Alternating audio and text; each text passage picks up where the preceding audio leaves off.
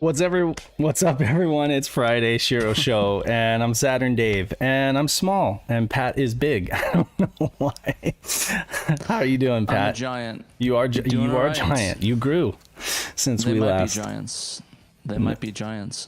Yeah, I'm actually gonna make you not so big here through the magic of Discord, through the magic of OBS. If I can. Let's see here. There we go. We'll redo that intro. Bada bing, bada boom. Pat is my size now, or close to it. I don't know. There we go. I'm short. Is that better? I don't know. It's fine. Cool. All right. So yeah, I don't know. Redo that intro. You say yeah, we can redo that intro. Hey everyone, it's Friday. I'm Saturn Dave. This is TraynoCo. I'm Patrick. Yep. How's it going? Doing good. Yeah, I'm getting ready for a trip. So lots of planning and stuff to do. Next fall. Say what? See you next fall. See you next fall. It's not going to be that long of a trip, I promise. What is it? Is it going to be a Hawkins trip? What? Or it's going to be a trip? Is it going to be Hawkins tripped or tripped? It's going to be a vacation, much needed. Much needed vacation. Yeah, so let me know in the comments how we're doing with the stream quality. I'm again, internet today is not great. I'm probably gonna have to call. I can confirm for good stream. Oh, good. Okay. Because on my end, it's like the download portion is terrible, and my son's like streaming over there, and it's just actually have big news from the second that what's up? That you hit the go live button. I actually got a massive package in the mail. If you guys want me to show you that real quick. Oh yeah, go ahead. Let me turn off the web page here so that Pat can do this. Box. Okay. Huge. You got a huge box. What's going on? What's in the box? It is SHIRO related for a SHIRO project. Ooh. Let's just say that something I discussed in the past that took for a while to get here from Japan is here. Oh, nice. So I'm contemplating if I should open it up on stream and show everyone, but I don't want to spoil the video. I don't know. Let me know what you guys think. Well, I would have to uncrop you because right now you're cropped, so you're in like a tiny little box. But yeah, I'll think about it. We'll think about it. Yeah, let me know. Let us know. Yeah, SEGA. Someone is like, show us. Dr. Spot is like, I hate spoilers. So are you planning on doing like a video on it? Are you planning on doing like a video on it or something? Actually, yeah, I was actually gonna do a video on it. I had some interesting ideas for it. I talked about it with Nick and the boys earlier. Okay. In the video chat. I just don't know what I want to do. If I need to make the video, it's a lot of work though. I have to do a lot of working on it because it might not work. Like yeah, it's Dracula's casket. Good, Dracula's casket. That's a good tie-in to the new Castlevania series out. Nice. But well, yeah, you know what? Make it a surprise. Yeah. Make it a surprise. I want to. Yeah, we'll figure it out. Yeah, we'll figure it out. We have some news to talk about this week, and I wasn't even able to. I wasn't even able to fit everything into the thumbnail. So we definitely have some news to discuss. Hold on. Let me get this up here. Bada bing, bada boom. Scroll down, and I guess we kick it off with.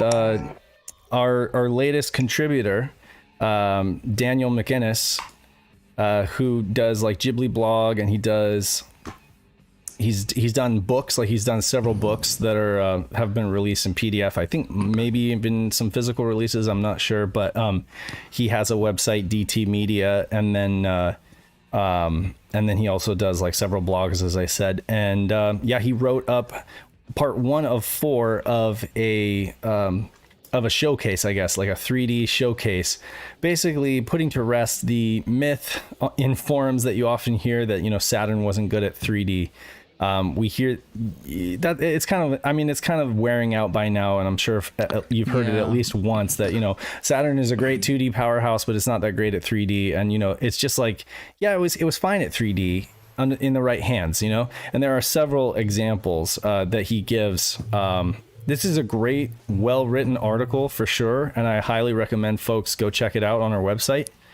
Yeah, we won't be able to do justice on this. There's just so much research, so much information. There's a ton, but we can definitely go through his screenshots. One thing I do like is as clean as these first shots that he has are, he started uploading screenshots of a PVM. He's got like a PVM monitor with the curve here on the top and bottom. I like that. I mean, it's, you know, it's legitimate, you know, different, it's authentic, and I mean it's what you would see, you know, if you're looking at the game on a CRT. So got some Pebble Beach in there, nice, some steep slope sliders. We're going to be playing that today, he because had some Wipeout and stuff. Yeah, that's right. He had Wipeout at the beginning, which, you know, he's got Resident Evil in here, and with each one of these games that he lists, you know, he gives you like a little excerpt on the game, and, you know, what he likes about it. It's a really well written article again, and I highly recommend you guys go check this out just to see. Here's a Night of Dragon's favorite game, right? Shining Force 3, great game, good bad 3 game. No, I'm just joking. It's got like that, you know, it's definitely got that like signature Saturn 3D, but it's a good looking game, you know. And you have to remember that when it came out, like Saturn was off the market by 98, and a lot of the PlayStation games that push the hardware were released in like 98, 99, 2000, you know, where they really started pushing the hardware. And I can only assume that the Saturn would have done the same as years went by, and we'll probably see a lot more of that kind of stuff from like XL2 as time goes on. But yeah, great article, and it's very long, and this is only part 1 of 4. So if you want to go check out some juicy screenshots and read some of his little excerpts on these games, highly recommend it. Yep. All Next about those is Pat. 3D graphics. Sorry for scrolling so much, but there was a lot to scroll in there. Scroll too much. Well, next up, we've got an article for Pat to cover. Alrighty, so we're going to be covering Sakura Wars Columns 2, the Dreamcast patch, 100% installation and save file video tutorial. So our resident tech man, Ben, put together a video describing and telling you how to install the patch and install the 100% save, because apparently there are a lot of issues with the ability to save, to get the save file, because in the game it comes with a 100% save file and a complete DLC save file that you can download directly from the disc. But apparently there was a small hiccup where if there's no modem attached, it won't boot that up, because it technically connects online, but it's really just tricking it into a local destination to download that. I gotcha. So yeah, they hosted that, and you just easily download that, but you need the modem installed. So Ben went through with his interesting wallpaper. I didn't realize he would do it with I'm not going to show it right here, but you guys definitely can go ahead and click on the play, and you can see for yourselves. Ben decided to just leave a little surprise for folks on his desktop. Yeah, he did a nice Nier and Cyberpunk crossover. Yeah, at least he didn't dox himself, right? Yeah, right. I do that enough to myself. Yeah. But yeah, it's a really interesting video. But yeah, he basically just went through to make sure that if you have a emulator that supports the modem and stuff, enable those, because it's not going to work if you don't in an emulator format. But usually, if it's on actual hardware, it should work unless the modem is actually dead or is dying. So. It's a really good video. Check that out, and thanks again to Derek, A-Team, and the rest of the team for making that game possible. I think it's the 3rd week in a row we talked about this, but 3rd week running, really and he's got like loads of downloads, right? I mean, there's his own repo where he's got like over 1,000 downloads, and then I saw like was it hosted on CD Romance as well? Yeah, and there was like 4,000 downloads. So, you know, that's awesome. And I'm sure he's just glad that folks are downloading it at all, you know, from wherever. You know, they worked for like 3 or 4 months solid on that project, and just boom, you know, did it. I guess thanks to the whole stay-at-home order. And yeah, that's what we're joking around and saying, that a lot of the stuff's getting done for that stay-at-home stuff. Yeah, no, I don't think SHIRO's show would probably exist if it hadn't been for that, right? That was kind of like the impetus for us to start doing this kind of thing. doing the good stuff. Yeah. I mean, because I'd be at work right now. I would literally be at work, but I'm at home instead. So here we are. Exactly. But it's starting to loosen up. So hopefully we'll figure out a way to make this work. But actually, one more thing I want to say about that. Yeah, is that absolutely. I'm going through Soccer Wars on the PS4, and it's been a blast. Like, that's had right. A lot of fun playing that. I figured out a way to play it where right before I go to bed around 9. I'll play an hour on my PS4 in my room. Mm-hmm. So I'll set up and just play it and get a couple missions in, or get like parts in. It's like a TV show you watch an episode of, essentially. So right. I'll try to do at least a chapter or a part of it a night. But it's pretty long, so I'm hoping I'll get it done soon, and then I can start on Yakuza. Cool. Yeah, you have to. I applaud you for doing that, for playing through it like that. And honestly, you have to make time and just keep chipping away at it like on a consistent basis. Because if you let too much time go by, it's like all that dialogue and everything that was happening can just kind of like get away from you. That's the way it was. Like whenever I was playing like any of the Persona games, I really had to just stick with it and get through it, because I wouldn't want it to be like one of those games where I put down for a few months and then try to come back to it and remember what was going on, or what the character. Just complete brain fart. Yeah, exactly. So, cool. Let me know what you think of it when you're all done. Sounds good. I'll make a short write up about it. I'll think about it. Cool. Yeah, I'd want to read that. Definitely. It's just one sentence. This game is garbage. This game is garbage.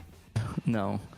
It's really good. But let's talk about your article about the sacred pools, or the sacred something else, if you're immature. Well, like I mean, I am. I'll start by why this article exists. Why did I even do it? It's why because did you do this, Dave? Well, I was on it.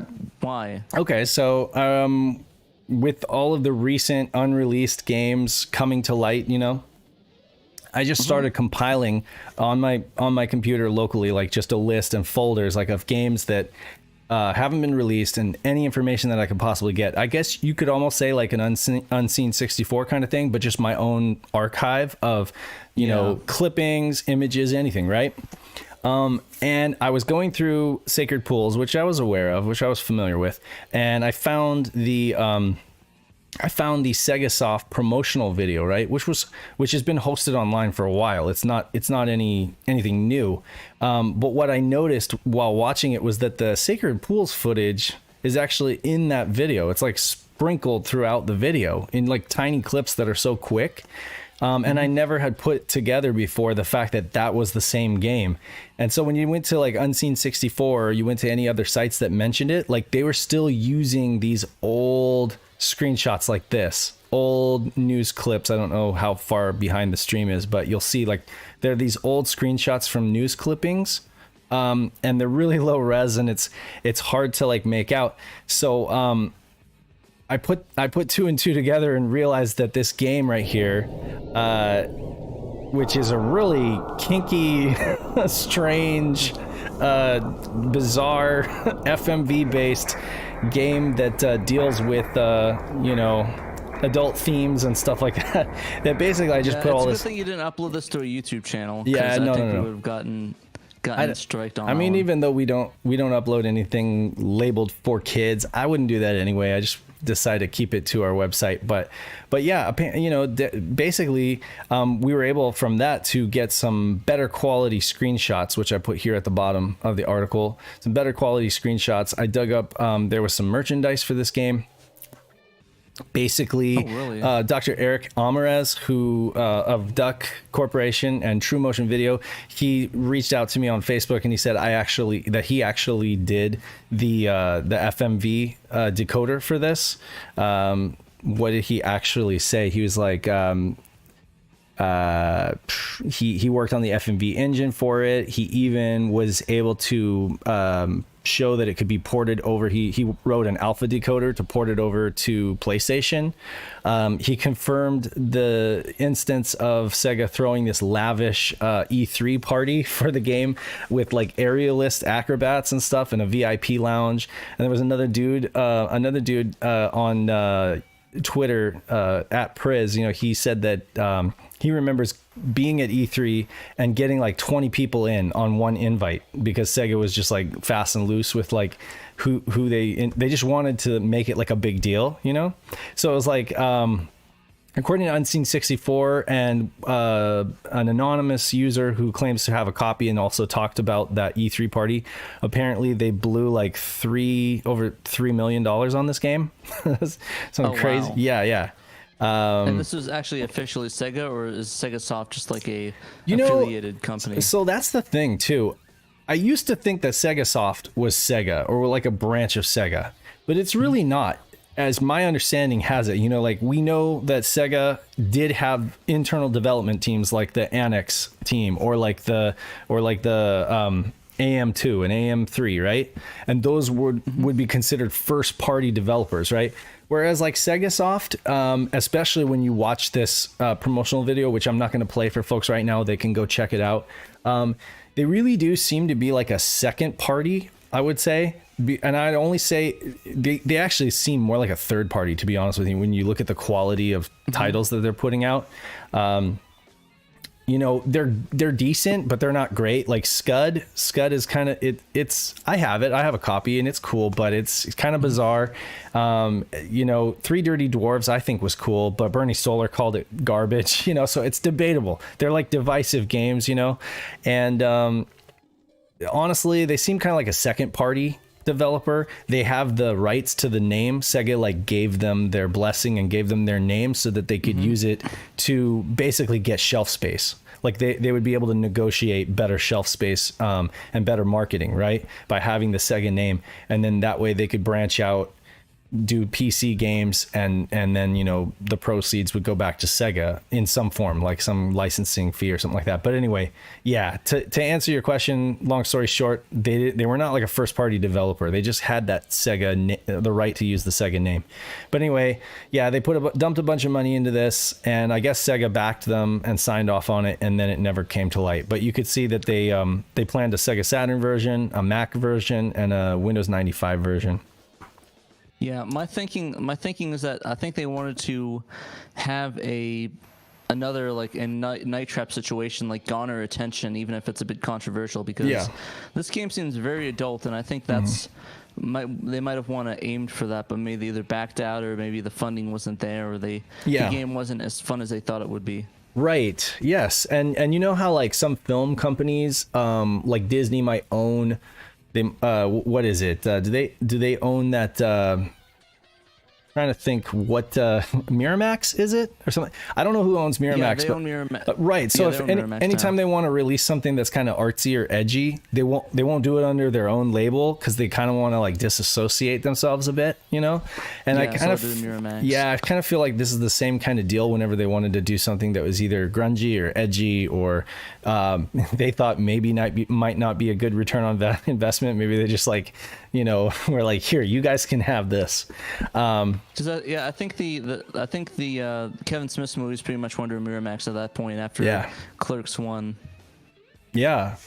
Of course, gamers by 96 were not having it with the FMV. And I even said in this article, like by that time, some games were actually getting poor reviews just based on the fact that they had FMV. Lunacy being one of them, where I feel it's unfair. The kind of shunning it got at the time, just because it was kind of like, based on FMV, but it's like one of the best examples of the genre, to be honest with you. I think the thing is that a lot of games back then weren't labeled for artsiness. It's either fun or it's not. Right. Or it's not good graphics, or it's like it was a strict criteria. There wasn't that view of games as art as it is today in this modern sphere. But the truth is that in the long run, the reviewers, the people that were invited to this party and watched this thing, said that their general impression was that the actors themselves didn't even want to do it. The general impression was that the actors just didn't have a whole lot of self-respect, and that the whole thing was just campy, but not in a good way.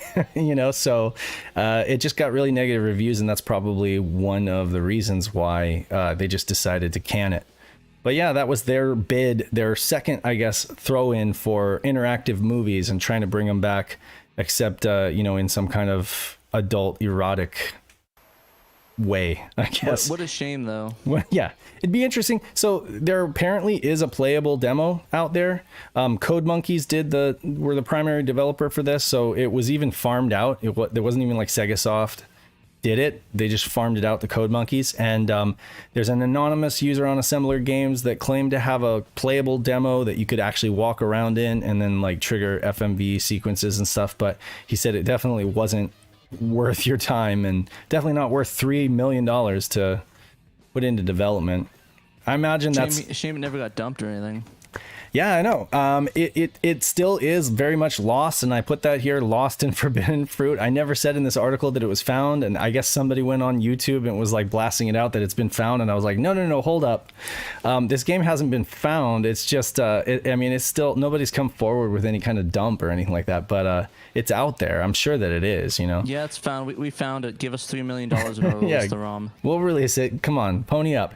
But anyway, yeah, that's Sacred Pools for you guys. So stay tuned. If we find out anything, it'll be on our radar, and we'll report on it as we find out. Other than that, I actually did have a question real quick. Yeah, go ahead. How exactly did you go about doing the art for that? I'm always curious, like, because I imagine it hard to do from such a low-res image. Right. Well, so it turns out there was a guy. What was his name? Craig Dyer. So Craig Dyer was a product specialist with Sega, and he was super into like portables and stuff like that. Like, ironically, Nintendo handhelds, the old Game & Watch stuff and everything. He had his own website around like 2000 or something like that, and he was selling t-shirts. He was selling a bunch of Sega t-shirts. It's defunct now. You can't email him or anything like that. But around 2000, he was selling off all his like Sega t-shirts, and there was like Saturn ones.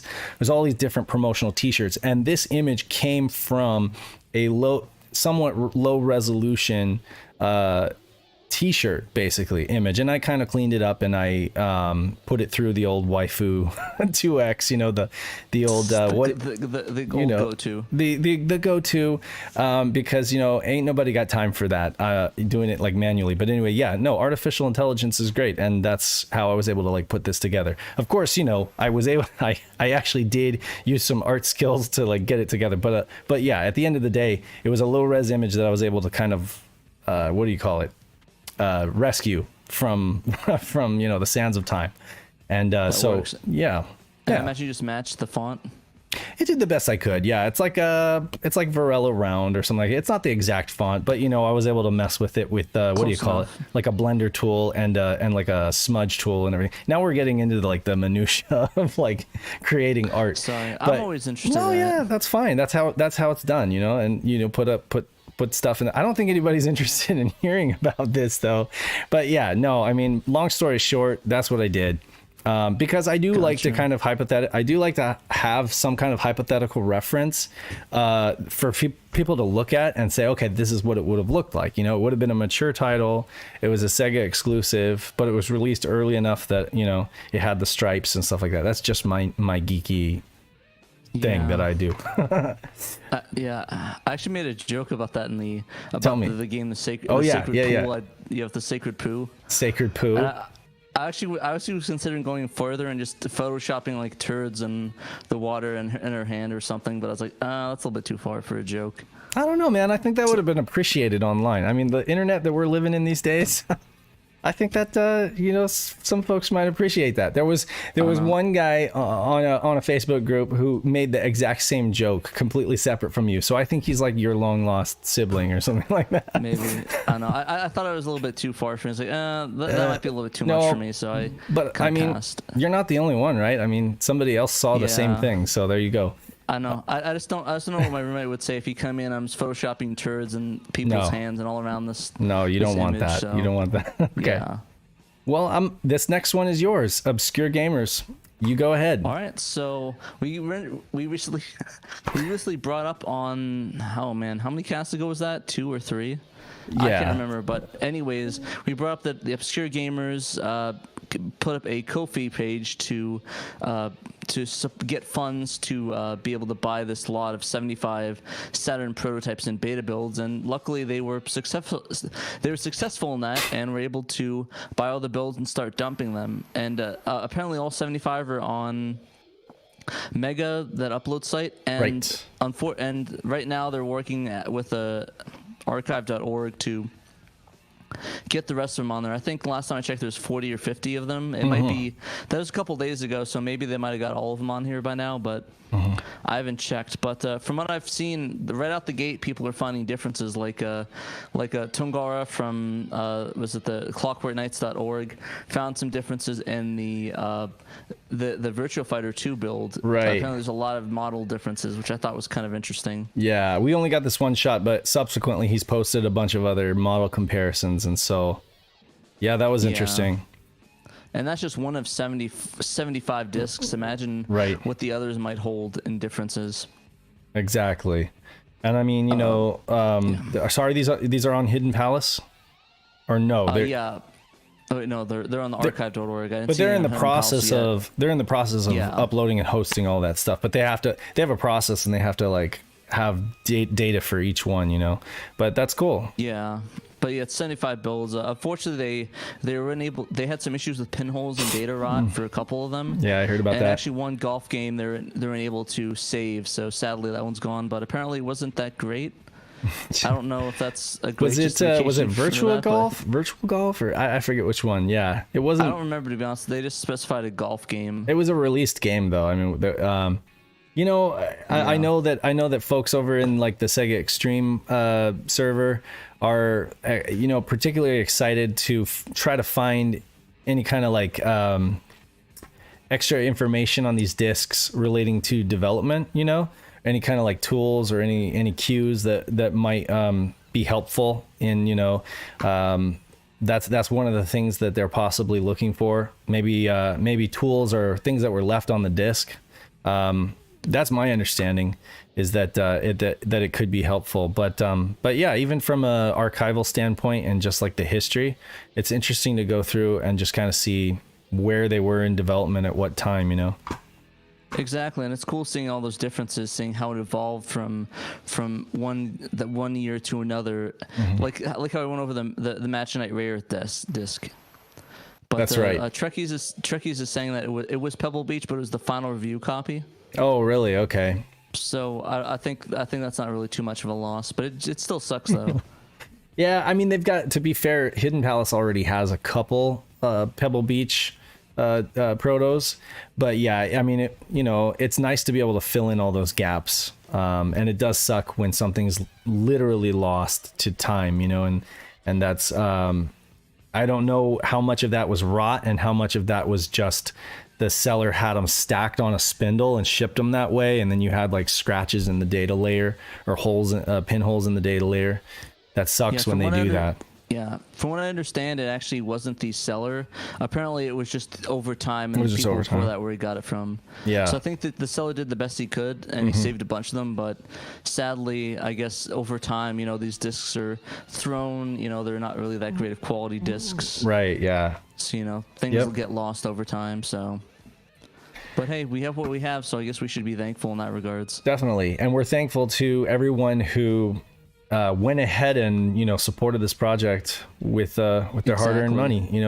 That's always great when you see that happen, because then that means it didn't end up going on eBay and ending up with like a private seller, or a private collection or whatever. So that's great. And just or sorting these discs out and selling them for a higher profit by itself. Exactly.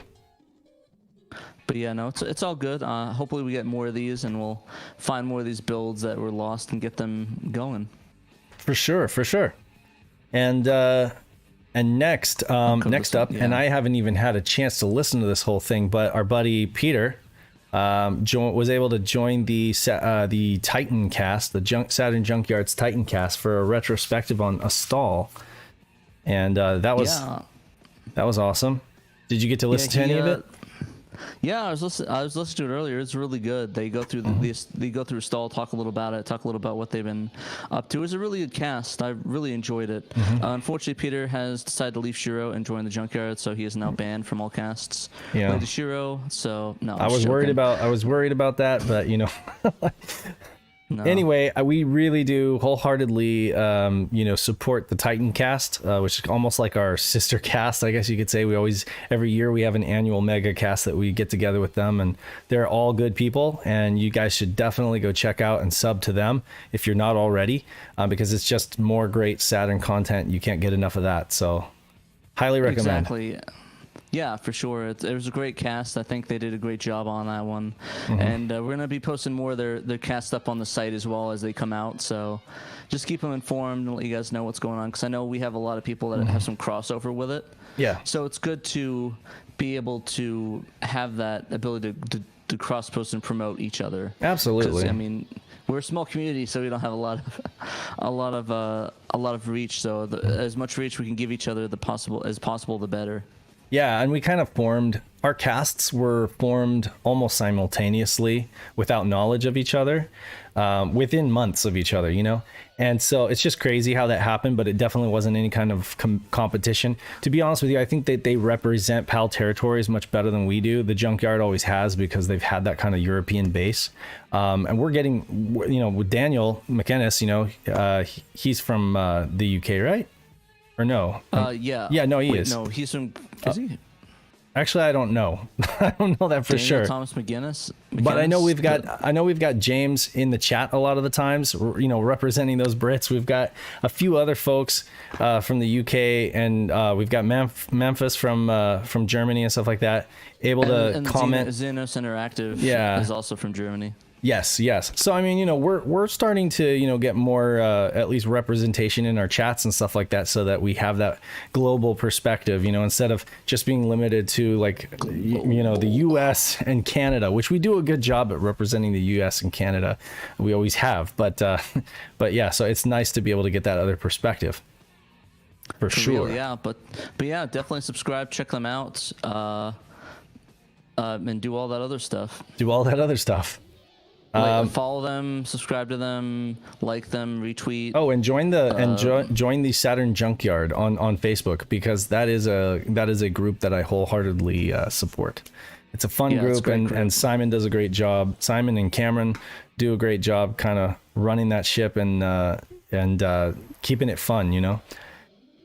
Next up, we've got another Best of Saturn little spotlight talking about X-Men Coda, or Children of the Atom. I've always called it Cota, or COTA, but yeah, this was my least favorite Led Zeppelin album. Oh, nice. Coda, yeah. So, no, we're not going there. You are a music geek, though. I love that. You're just as much into like a bunch of old classic rock as you are like the vaporwave stuff. I love it. Yeah, just a bunch of influences from my parents, and same. Wanting to not be dad rock central 24/7. Yeah. Well, so X-Men: Children of the Atom. It was the beginning of, you could say, like the whole Marvel superheroes thing, really, right? Because isn't that kind of where it all started? Fighting Marvel games, yeah. Yeah, and I mean, it definitely shows age, especially when you compare it to something like Street Fighter Alpha 3. Why am I saying Alpha and Zero in the same sentence? Street Fighter 3. All Zero. It's just a mouthful. Same game. But yeah, when you compare to like Street Fighter 3, or you compare it to like the later Marvel versus Capcom and stuff like that, it definitely shows its age. But at the same time, is how they kind of broke in to that whole thing. And again, it is Capcom, and it is on Saturn, and it's rad. What do you have any personal opinions about this game? I actually think it's my least favorite. Oh no, never mind. That's MVCI. It's one of my least favorite games in the Marvel vs. series. I mean, I consider Children of the Atom part of it. Yeah. at least in my eyes. But I really it's still a pretty fun game for what it is. I play it in the arcades a bit. Yeah. An arcade local me has it, and it's pretty fun. I prefer, like I said, like X-Men vs Street Fighter or MVC2 and stuff like that. But it's still a great game. Yeah. It's still a really fun game. Really good fighter. I mean, it's only X-Men, so I mean, it's not like. There's two ways of looking at this game, though. I will say that we're looking at it in hindsight, right? And we have all these things to compare it to. But what I will say is when this game drops, now I have a hard copy. I'm not going to get it out right now, but I have a hard copy of this game.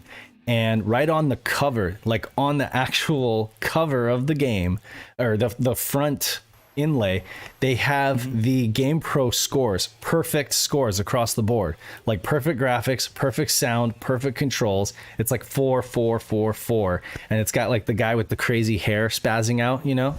I forget if it was Game Pro or Game Fan, but either way they decided to put that like right on the front of the box to show you how good the game was at the time. So at least we can say that when this game was released, it was cutting edge, and on the Saturn it was basically perfect. Yeah, don't get me wrong, it's still a great game. It's a lot of fun. The controls are responsive, but in comparison, in retrospect. But yeah, this game is a really great fighter for the Saturn. I definitely recommend playing it if you haven't. And it ends up being one of the cheaper ones because, you know, it's not 03 or you know, it's not Marvel Superheroes, you know, which are like over $100 now. Children of the Atom. Street Fighter go up? Is it still? I think the last time I checked, I got it for $40. Maybe it went up. Yeah. Let me think. Probably. So I know like Street Fighter Alpha 2 was like forever. It was like a $40 game. Then it was like a $50 game. Now just because of the Saturn prices, I call it like the Saturn Index or whatever. It's just everything's gone up. Saturn Index Fund. It's crazy. I want to get a copy of Minnesota Fats after watching Nick's video, and that thing people want like $40 to $50 for it, and I'm just like, oh man. I remember when that's gonna be chump change. It will be. I know, because there was I had an opportunity to buy it for like $10, and I passed because I was looking at a bunch of other stuff back in the day, but and I never did pick up that one, and now I feel like I'm kicking myself because I really don't want to pay $50. But anyway, no, understandable. I was actually looking through the Saturn prices, and apparently Magic Knight's hitting the $1,000 mark now. No kidding. Wow. Magic Knight hit that. I was looking at I was checking on Cubivore and GameCube, and that one hit about $600. Wasn't Magic Knight like a $300 game? $400? Yeah, like it was $300 game for a while. Now it's like it's almost $1,000. That's just ridiculous. Well, you know, you were smart to get it regardless, like at whatever cost. You were smart. Yeah, I mean, $800 sounds a lot, but I mean, it's chump change compared to what it's probably gonna go for in the future. I mean, besides you didn't pay, you traded a lot. Exactly. Yeah. It was more like 100. Gotcha. Trades. So I guess if you could, it's probably about that $300 mark with all the trades put together. If you look at it from the time I bought them. Yeah. Well. So yeah. Anyway, I guess technically, but yeah. If you guys have, if you have limited space on your ODE or whatever, and you are going through and picking and choosing games to put on your ODE, I would recommend X-Men Children of the Atom. I think it's still worth it. I think it's worth a burn on a CDR if you have limited CDRs. Of course, there are going to be better games that you can, better fighting games that you can play, but it is the first of its generation. It's kind of where it all started, and I definitely think that it's worth a look for sure. Not a bad game by any means. Sure. Yep, definitely play it if you can. I mean, it's still a pretty nice fighter and pretty fun with a couple friends. Yeah, and so last night I saw Digi Valentine post some speculation about like Sega Sammy, you know, posting basically like an end of year report on their financials and their plans for their old franchises and stuff like that. So I read through this document, and it's a pretty big document. You can download it here. That's a direct link to Sega Sammy's hosting. But essentially, the things that I picked out that were the most interesting to me is that their key strategies are going to be turning existing IPs like Sonic, Phantasy Star Online, Persona, the Persona series, stuff like that, is turning them into more global brands. So I'm assuming, I'm reading that as they're going to try to push Sonic more in Japan, you know, and then they'll try to push like PSO2 and stuff more in the West, you know. They want to build those brands up and make sure that they are universally accepted. Because I remember when PSO2 came out, it was like me and a couple others like, yay, and it's like, oh, Japan only. And recently, just like from when I was in college to when I graduated, was the point where it came out for the U.S. fans. And a lot of you're not wrong. And a lot of what this report says, it's telling us stuff we already know or we already have figured out just based on stuff that's been happening. PSO2 coming to the States. The remakes that we've seen of Panzer Dragoon and Panzer Dragoon 2 Zwei, which is coming, and then House of the Dead. That kind of stuff kind of already spells things out a bit, but there were a couple little details in here that are kind of new. And so this is going to be speculation on my part, but you can kind of read between the lines. They said that they want to create a super game, in quotation, that is their words. They want to create a super game that apparently has global appeal, that is online multiplayer, that uses existing IP assets, and is projected to roll out in the next 3 to 5 years, to be developed at their European studio. So it's going to be an FPS game, and they want it to be like some super mega hit. So I'm trying to think like, okay, what character-based FPS would there be, right? And I'm thinking, okay, this must be like a Splatoon clone, right? So take like the idea of like Smash. Splatoon is third person. Okay, so Splatoon is third person, and that's true. And I don't know of any other example. I don't know of it really any other example of an FPS using a bunch of other characters. Do you? I mean, Resident Evil Universe does. Resident Evil Universe, okay. Or Universe. I don't know if it's first person or not, but it uses a bunch of characters from the existing universes. Mm-hmm. Well, actually, Fortnite is let's say like third person though. Fortnite is third person. Again, when I saw this was going to be first person, I was like, okay, that's going to be interesting. Sonic with a friggin' rocket launcher. What are you gonna? I'm hoping these weapons are set to stun. Because I don't want to be like blowing Sonic's head off or anything like that. Sniping in the head. Teabagging Sonic. Take this, you pleb. Oh my God, 12-year-olds would have like a field day in this game. I would not want to be the QA guy who had to test this. I don't want to floss with Sakura-san. Oh my God. No, so they got this on SHIRO blowing people up, but I mean, them and they explode. If you read this whole thing, that's what we have here. They say, okay, so this super game is going to be large scale, global, online, consists of current and old IP utilization. Sega Sammy just recently, in the past few months, got done doing this huge survey, and I participated in it, and they were just asking like all these questions, like what machines do you play on, what franchises are you interested in, and all that kind of stuff, because they're looking at using these dormant IPs, these so-called dormant IPs, and so their plans with these dormant IPs are either to remaster, which I imagine is what we've seen a lot on like mobile games and stuff like that, like Crazy Taxi on your iPhone or something like that, or whatever HD remake you have of whatever, then remakes, of course, which we've seen already with Panzer Dragoon and House of the Dead and who knows what else. And then reboots, complete reboots, jump-starting the franchise with a whole new game. Fingers crossed. On my part, I can speak for myself that I want a new Knights game. I know that Balan Wonderland or whatever was not universally well received. Yeah, but I mean, like, let's be honest. You had some brilliant guys working on it, but at the end of the day, the controls were kind of criticized because it's just like too simple, And really, I think that they need to invest in a new Knights game that really focuses on like sublime controls, endless score attack, replayability, that kind of thing, which is what made the original game so great. And then, have a return of Clarice and Elliot and just like flesh out that story some more. I don't know. I don't even care if they're adults.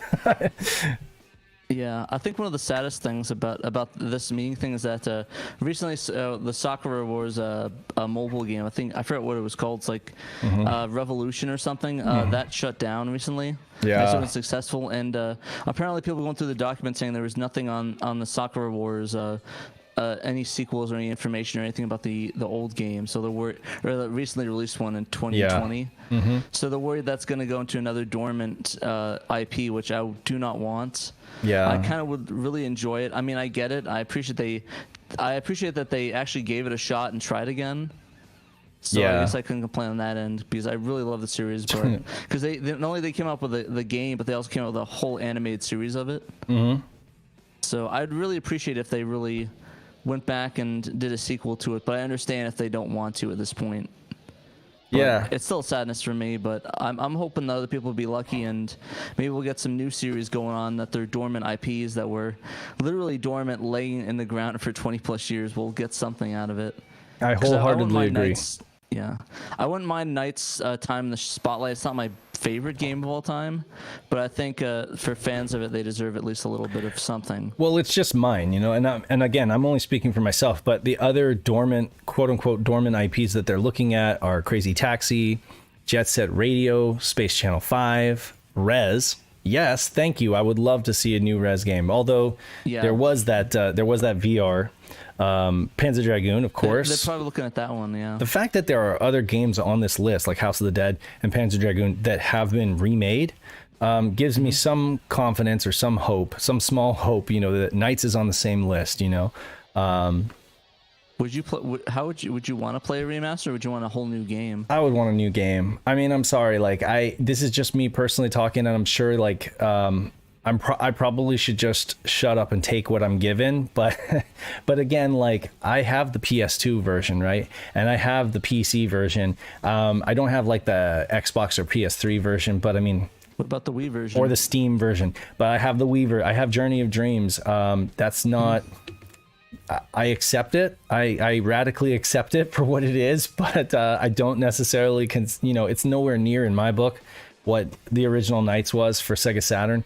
And literally, I just feel like they need to get back to a game that has really, really good control, because that's what Knights was all about. It was you need to give the player that feeling that they're flying, not just any of this wagging the remote or something like that, or, and I'm so tired of remakes. I'm sorry. I'm so tired of HD up reses. Okay. I don't really care about better resolution. I care about give me a new game with a new story or something like that. And that's just my personal soapbox. And I definitely hear I want Sakura. I would love Sakura Wars to become a more, I would love it to become a more domestic franchise where they bring it over here, teach us about these characters and get us to, fall in love with these characters and be invested in these franchises. And I just don't know if they're interested in doing that, but I definitely think that there's enough good stuff there in that franchise that it could do well in the West, Yeah, especially with all these weird Japanese games that are making it and getting released. I mean, I just really appreciate that I have to say, as much as we rag on Sega, I have to give credit where credit is due, that I appreciate them, even if it wasn't the most successful or greatest game. I really appreciate them trying to get Sakura Wars and changing the direction of it. But yeah, hey, guess who just messaged me? Trip Hawkins just messaged me right now. All right. This is breaking news. What did Trip Hawkins say? Or he said. So I asked him about Shredfest, EA's Shredfest, which by the screenshots and the limited information I could find on Unseen 64, it looked to be almost like a Road Rash game, like the 32-bit 3DO Road Rash, Sega Saturn Road Rash, but on snowboards, and they had all those weird kind of faces and stuff like that. All the art, it looked like there's a ton of artwork that was completed and stuff. But he said, good question. I wasn't at EA at the time, so I think a Google search will help you more than no, sorry, man. A Google search is not going to help, but I'm at least glad that he reached out to me, that he actually answered my question. Such underwhelming news. It is underwhelming news, but hey, I'm saying on live YouTube right now, Trip Hawkins just messaged me. So the crazy times that we're living in. I never thought when I was 13 that one day I'd be messaging this dude who I have so much respect and admiration for. Yeah, it's been crazy. I mean, I mean, you shouldn't feel too bad. I took that L the other day. I guess I'll tell people, since it's not happening. That what kind of L did you take? I tried to get an interview with Brad Buxter, the co-composers on Sonic 3. I found his record company. I hunted him down, and I was like, "Hey, I appreciate this interview for SHIRO. We're really interested in your like." I didn't mention the MJ word at all. Right, but they know they know what you're fishing for. I bet they have like hired thugs who are like signed into eternity by like Michael Jackson's estate to be like, you need to break the kneecaps of anybody who asks about this. You know. The thing is that I actually wasn't going to mention MJ besides like passing. Oh, hey, I know MJ worked on this, because I actually have interest in seeing what his experience was like composing for the game. Yeah. I mean, I probably could go like to was the other composer for that? I can't remember what his name was, but there's another famous composer. It's Dreams like, Come True guy. Yeah, I think so. Forget his name. It's like a brain fart right now, but I know he was from Dreams Come True. But yeah, it was a big sadness. But I mean, they basically sent me a message saying on behalf of Brad Buxter, we'll have to decline the interview, and that was it. It's like Biff went to them, and they're like, one day there's gonna be a guy who comes to you asking about. Don't. But and no, he's like, to be you're fair, gonna kill him. You're gonna shut him down. I understand that. I mean, we talked with I'm gonna say the CEO of SEGA. Oh man, brain fart. Tom Kalinske. Tom Kalinske. Yeah. I was about to say Ted Chikinski by mistake, so no, I just didn't want to make that mistake. But anyways, we talked to him, and he basically said, "Oh yeah, I signed an NDA for that." So, but I get it. So I don't. There's no hard feelings about anybody like declining or not talking about. Oh it. Yeah, you're right. He was like, I seem to remember signing something that said I couldn't talk about that. That's right. No, I don't blame you for brain farting it though, because with all these bright lights shining in my face, I often am just like a deer in the headlights, literally. I'm just like, I cannot think right now of what I'm trying to say. The pressure of all the lights and all the people watching, mocking me. But whatever. It was a bit of sadness, but I mean, it is what it is. It's business. So I appreciate them getting back to me, though. A lot of people would just ignore it. So that's big props to them. Props to them for getting back to you, because so often I'll reach out to somebody and it'll just lay dormant, and I either don't know if they even use Facebook Messenger or Twitter, DM, or if they're just ignoring me. So it's always a pleasant surprise when somebody like Trip actually comes back and says, I didn't work there, so I don't know, but he at least acknowledged me, so that was nice. Yeah, it was cool. So yeah, much appreciated to all those guys. I know, and in this day and age, a lot of people don't want to talk about it, but it's nice to at least get some like, oh no, we're not really interested, or no, we're not going to go with that, and like in a kind way. So public service announcement. We're going to be covering winter sports games, right? And we're going to be streaming some today. So if any of you guys watching this have any information on Shredfest, and aside from like the tiny news clipping and the screenshot that I was already able to pull from a Google search, if you guys have anything lying around or any old magazines, do come forward and help us out, because that's going to be our obscure game of the cast. And so it'll be really interesting if we can unearth any information on that, because judging from at least the artwork and apparent screenshots, work was done.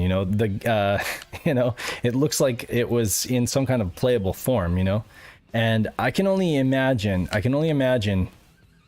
snowboarding game where your goal is to like hit other snowboarders with chains or like punch them and knock them down to like some kind of cool 90s grunge soundtrack. To me, that would be quite cool if we could get more information on that.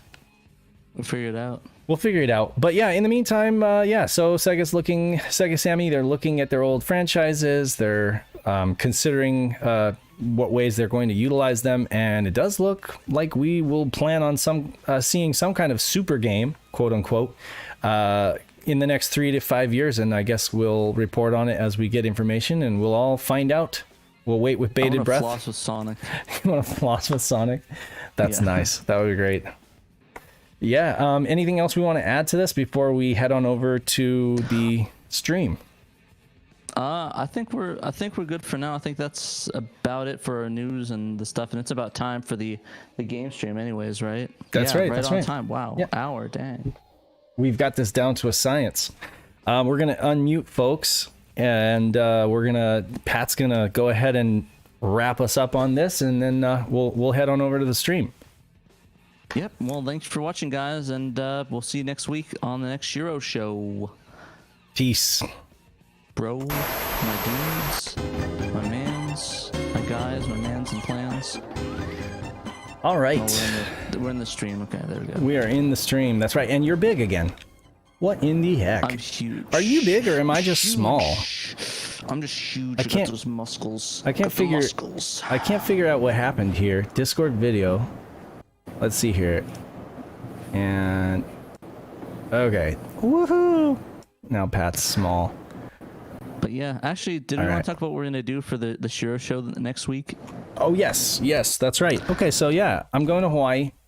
I think Pat is gonna. Are you gonna pilot this thing, or is Ben? I shall. You shall. Great.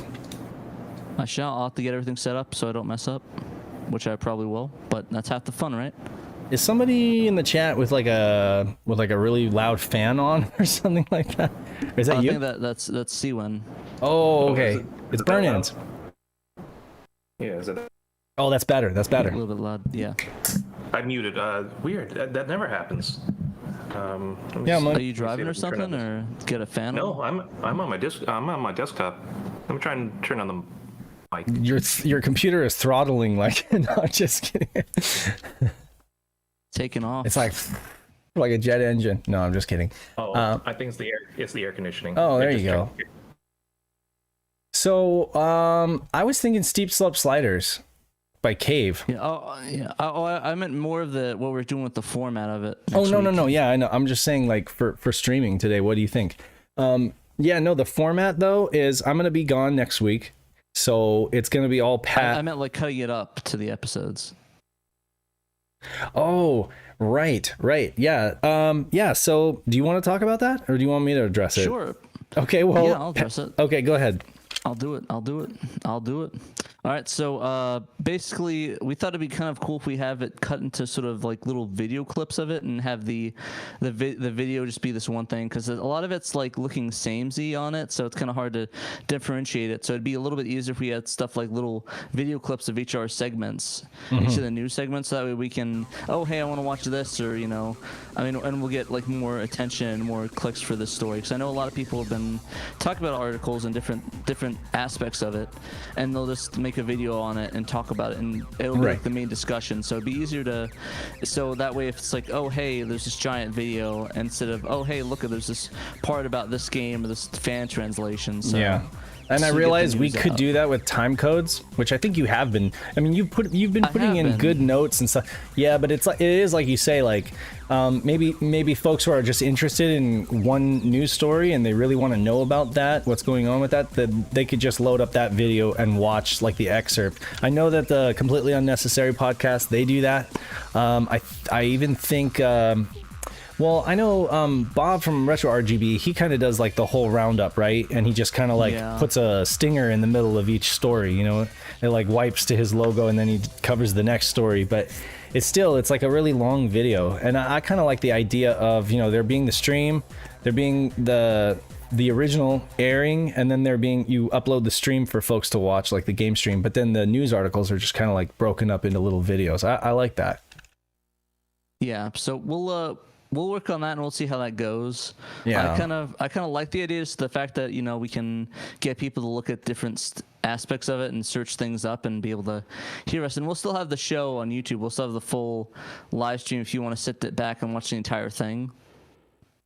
But this will just be a little thing for you to do, just to watch these little clips and I guess get some more attention on the show and be able to differentiate the stories easier. Yeah. What have I missed in the comments? Somebody was saying, I wish the community would make a better House of the Dead port. We gotta have faith. I don't know. From what I've seen from the game, it doesn't look too bad. Yeah. The problem is people's expectations are all different, It's like so many folks want different things, So I can honestly say, like, it's kind of like I was saying, like some people really like Journey of Dreams for Nights, you know, and they weren't bothered by it at all. And then it's like people like me who are like an uber fan of the original. I have certain expectations that just were not close to being met, you know.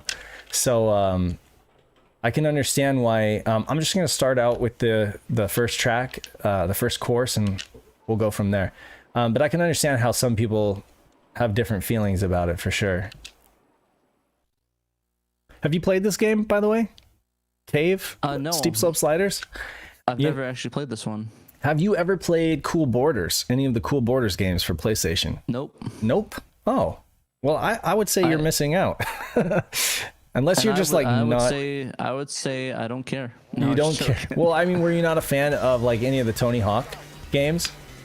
I like skateboarders. Like I think I love Top Skate. That was a really fun one. I tested this. Not much of a snowboarding guy. I I gotcha. love snowboard games. I really love snowboard games. Well, you guys in Germany got all those nice slopes and stuff. Yeah, they do. But this one was okay, but I must say I preferred 180 or Snowboard Kids on the N64. Oh, that was a great game.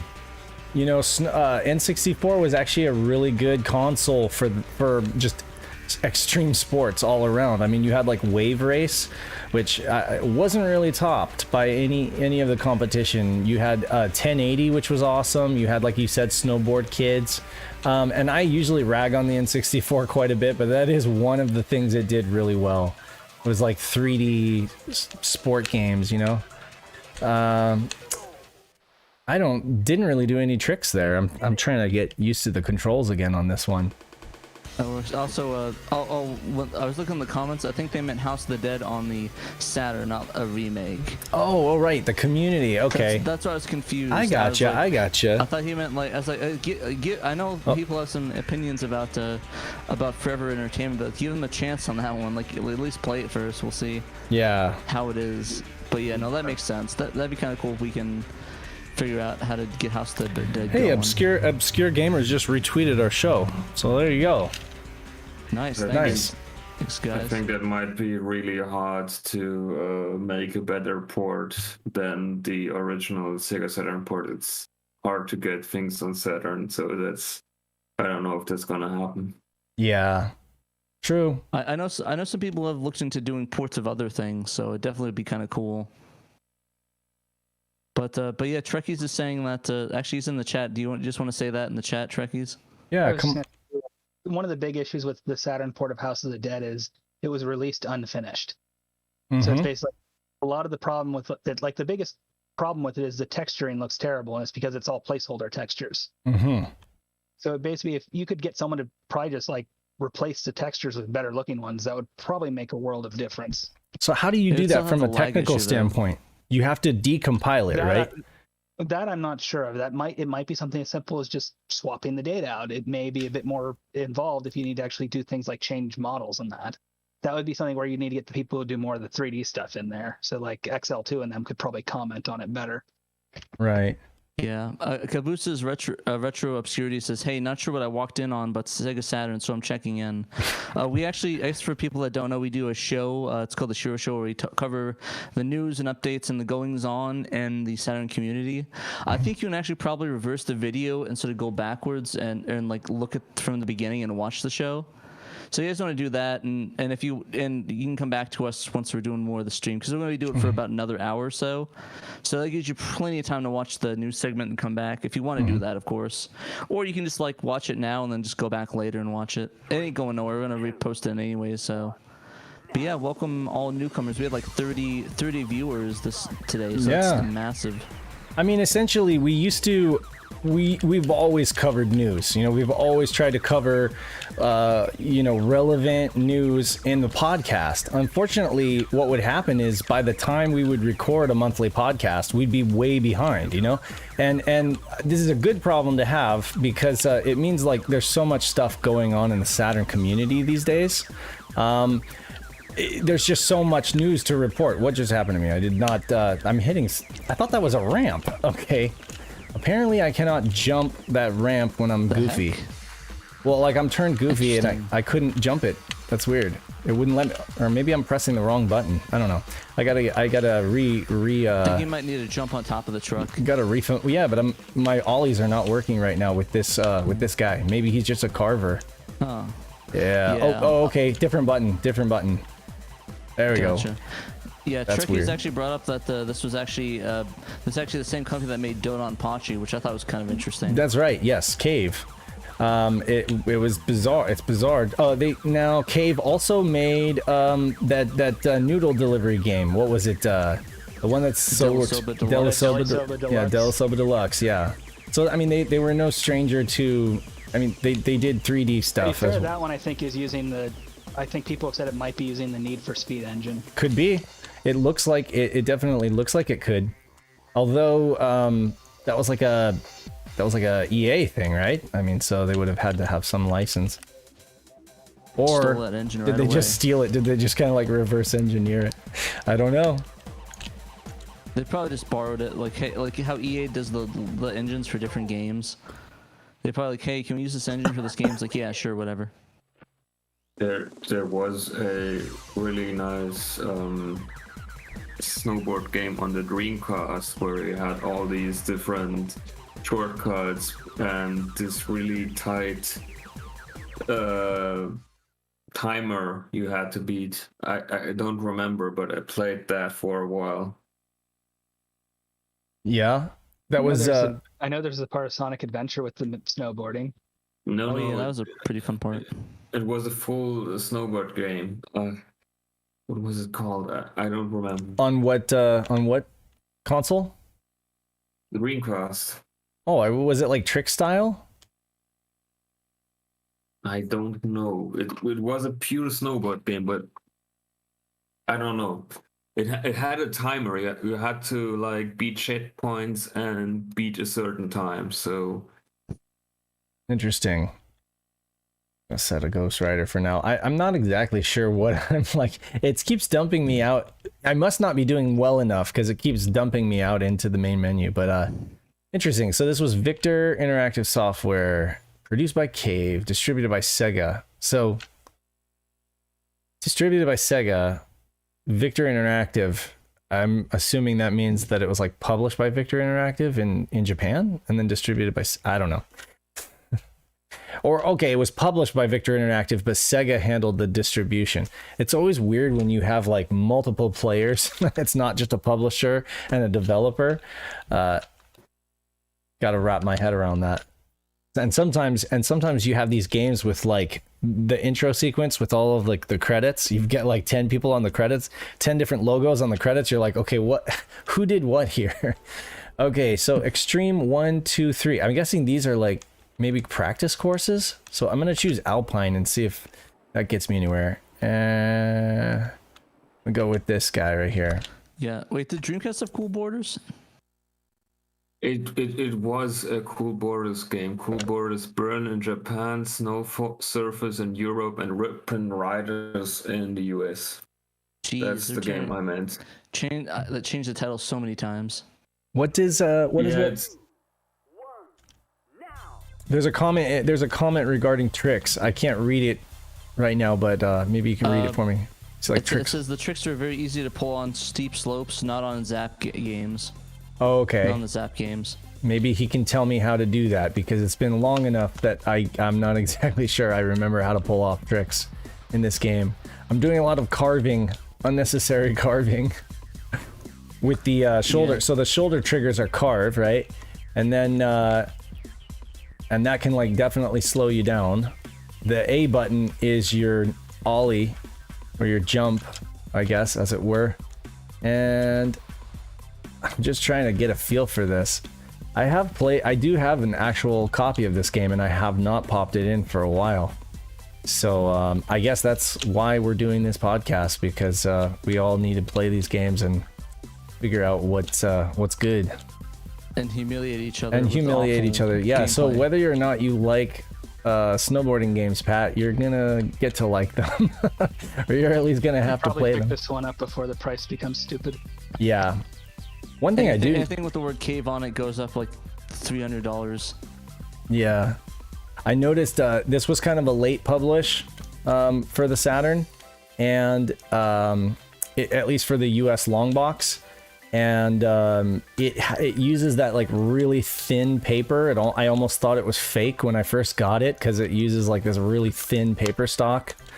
I don't know why they did that. You know, like you had most Saturn manuals were like those thick kind of manuals that would like bubble over time, and then like steep slope sliders and a few others. It's just like the paper is so thin, you almost think like they printed Sonic it. R is one of those. Yeah. Pretty much a lot of the 98 releases. That's right. Yeah, they were just getting cheap on printing supplies, I guess, or. Yeah, I think like it took starts the with the printing late 97 ones and goes into 98. Like I know the 98 titles you can tell by looking at the spine because they don't have the shadow under the Sega Saturn logo. Right. Yeah. Well, I mean, some of them do, but yeah, you know, you're right. When they got rid of the stripes and they just went with the white spine, a lot of them they did just kind of get rid of the shadow altogether. But it's always interesting. It's always interesting seeing when they make mistakes. You know, like when they invert the logo, or like they print something backwards, or in Estall's case, they just don't print it at all. You know, Oh, yeah, it's I was always about to say. yeah. I've heard conflicting things that supposedly there's variants of a stall that actually has it printed on it. I think Really, that might just be repros. I know for a fact that there are repros out there that attempt to do that, but I've never seen a copy with an actual print. But I mean, you know, anything could be anything. They could have done a reprint or a second run, you know, after they fired the guy who who forgot to like click the little eyeball on Photoshop and make that layer viewable before going to print. I wonder if they were using Photoshop at that point in the industry. Oh, definitely. They were using Photoshop back in the late 80s, early 90s, you know, on Macs, and I mean it was really big on Mac at first, and I'm almost positive they were using like Photoshop too. Like Photoshop and Adobe Premiere are mentioned in the official manuals as tools. Yeah, for sure. Huh, even when cool. even when I do a lot of like repro stuff, believe it or not, I use older versions of Photoshop so that I can limit myself to what they would have been capable of, or like techniques that they would have used, because I don't like to How old are we talking here? I use like CS2. It's still way later of a version than they use, you know, obviously because CS2 was like early 2000s, but it's still limited in and by giving myself those limitations, I make sure that I don't like do a bunch of like weird alphas. I don't do a bunch of like weird effects that like literally could not have been possible back then with the tools they were using. So that's just kind of one of the things I like to do. Yeah, no, it's kind of funny. I've been using Adobe CS2 since I started learning Photoshop in around 2006. Yeah. It's a perfect. Go ahead. I just recently updated to CS6, so you need to shoot me a copy of that. If you have CS6, you need to shoot me a copy of that, because you need to buy it legally. You can't. I can't buy CS6 legally anymore. They're not selling it. Don't to say piracy is wrong, Dave. You can't pirate software. You hurt people. The good thing is CS2 is free. CS2 is free, but it is 32-bit. Yeah. It is 32-bit, and you can only access like 4 gigs of RAM with it. It's impossible. Copy tonight. And yeah, then just there's filthy plebes like me who use GIMP. And GIMP is great too. I mean, GIMP is it's like Blender. I remember when in school when kids used to tease the other kids who are using Blender, and then like now look who's laughing, because like Blender has come such a long way, you know. It always used to be like 3D Studio Max this or Maya this and that, you know, and then Blender. Yeah, Blender was like a kind of a crude tool when it was starting out, and now it's like it's amazing, you know. Like everybody, I know almost everybody uses Blender. Blender doesn't crash unlike GIMP. Yeah, I mean, and you know, not as often. For the same reason, GIMP crash, but maybe it's just the version I'm using. Snowboard Park, Half Pipe. We go Snowboard Park. I tried to learn GIMP, but like I mean, Photoshop is just so much better. At least back in the day, I don't know how it is now. Here for GIMP. There's. I don't know. Like I need to do this. Yeah. What do I have that's free? Okay, GIMP. Here we go. Well, They now redesigned the GIMP before that was UI to MS be Paint. more. Oof. See, I, they at one point, I redesigned was an the UI, expert at though. doing like pixel detail stuff in Paint. yeah, now see, for me, it's exactly like you said. I need to do stuff, and I need to be productive now. So while I've been interested over the years in getting into GIMP, I'm just like, this is spoiling my productivity because I don't know the interface, and I don't have time to learn the interface. Like, I know Adobe Photoshop like the back of my hand. So I could do a lot of stuff just in my sleep, so it's like I don't really want to have to take the time to learn.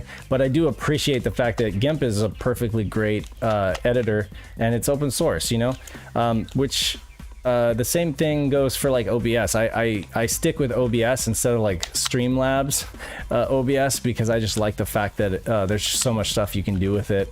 There's all these plugins and VST tools and stuff like that, VST effects. Wait, for OBS or Streamlabs? For OBS. Yeah, a lot of stuff I kind of went back to OBS too. yeah, like I use a free package called Stream Effects. It's amazing, and you can do like drop shadows. You can do a bunch of stuff that you can't do with Streamlabs OBS. And yeah, I you know, for stability and like constant updates, OBS is the best. It's like fastly becoming like one of my favorite programs. Quickly becoming. I got to mention a quick GIMP anecdote since it's relevant to some of the things I was working on. So first of all, love open source software. Yeah, right? yeah. Daily Driver, always on a Linux machine. But so GIMP, they redesigned the UI a few years ago to be more Photoshop, I guess, resemblant, if that's even a word. Right. And before that, it was massively different. So it's never been a better time to try it. A lot of things will be intuitive, but still not the same. But one thing, and there's even a bug report on this, where the GIMP developers flat out said, we don't care. And I couldn't believe this. It came up during the Docker Wars columns patch, where if you take a PNG, there's like edge cases where it can completely, what would be the term for this? It would completely mix up and jumble your color index for whatever your palette is. So because I was working with this one version of Dreamcast textures with a PBR with a PVP palette separate, when I joined them into a PNG and tried to modify and save, it would totally throw off the index. So Raleigh, I don't know if you guys heard his name. He did a few other Dreamcast translations. He turned me on to like an old Corel. Remember Corel Studio? Corel Studio, yeah. Or WordPerfect, I think they did, right? Yeah. They had like a 10-year-old piece of software. Maybe he's 20 years old. Is it Corel Paint or Corel Draw? It's called Photo Impact. Oh, Photo Impact, right. Such a steaming pile of garbage, but it does one thing perfectly. It maintains PNG color palettes and indexes without question every single time. Really? I literally talked to a sales rep in Singapore to actually buy it. It's such an old product. I had to call their call center for $75. I got it. That patch cost me $75. That was my only cost incurred. I thought it was a funny anecdote. I just use Crystal Tile for my stuff when I have to keep the palettes in check. I have a similar. Oh, good. Go ahead. So like with me, I would export it as like the black and white palette, make my edits, then re-import it in Crystal Tile with the black and white palette, and it would usually work pretty well. But like, so like my problem is like I'm colorblind. So when that's I'm why dealing that's with why that, it worked well. No, I'm kidding. That's why it works. the thing is like I'm constantly having to feel like I need a colorblind check. Is this like actually blue, or did I put like some weird kooky green in here that doesn't look right? Right. That's interesting. It's so funny. I talk to people who are a lot better with graphic editing than myself, and one of them actually helped me hunt down the bug report on GIMP for this exact edge case with certain PNGs. And it's so funny because I was like, well, if people who actually do this for a living are telling me that, GIMP is the reason it's not working, and they're not aware of another tool that will respect those palettes and those indexes besides Photoshop, well, I guess my next step is to go with something like this Corel Photo Impact.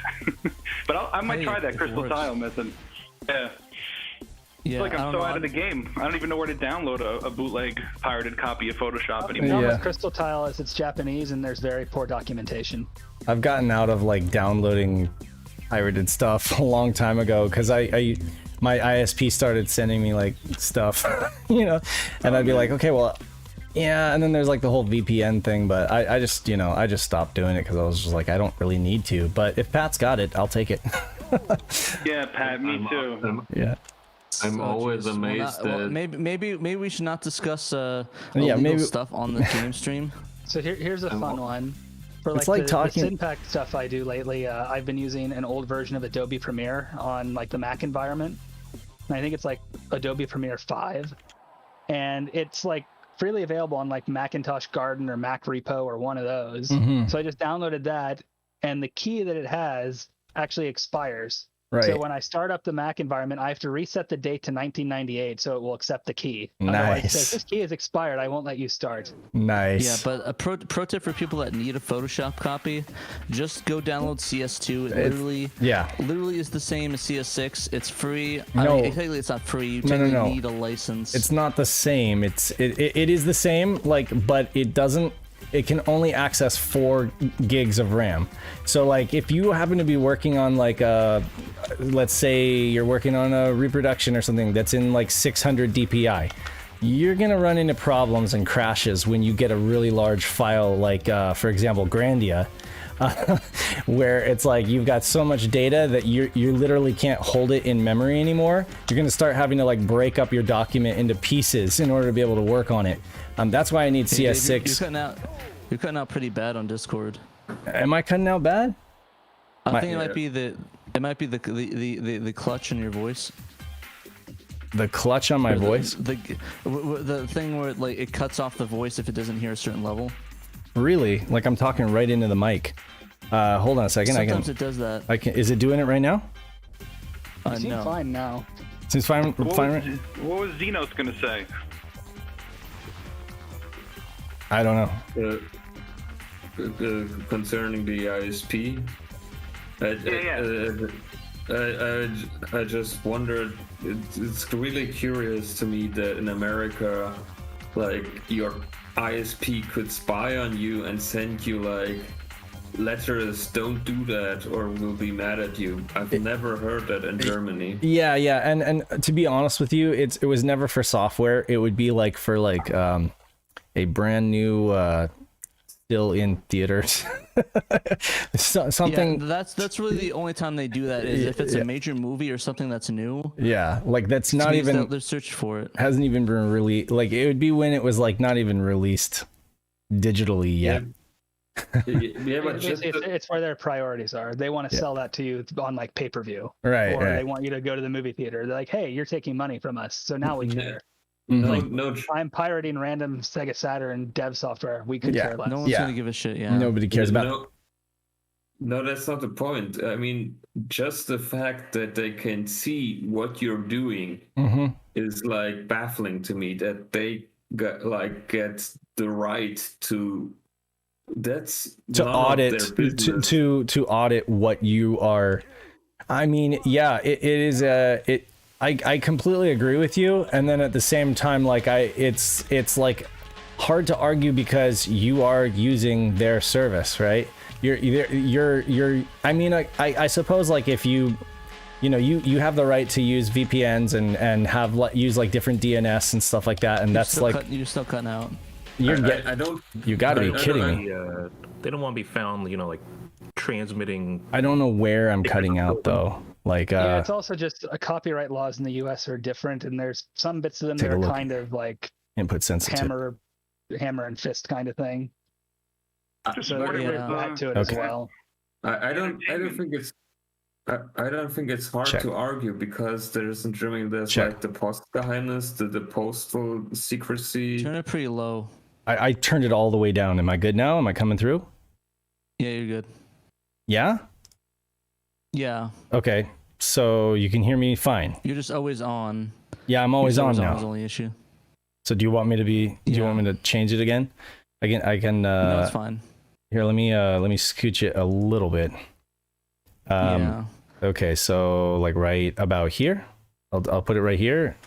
That ought to Yeah, it's fine. That ought to fix it. Anyway, let me get back into the game. Yeah, no, I hear you guys, and it's controversial for sure. Again, like like lately these days, I really I really haven't had the need to, I've got subscriptions to things that I support, and I haven't had the need to. But yeah, for like something like CS6, it's really just something that I would love to grab a copy that I know is not filled with, malware or something like that. Yeah, viruses, basically.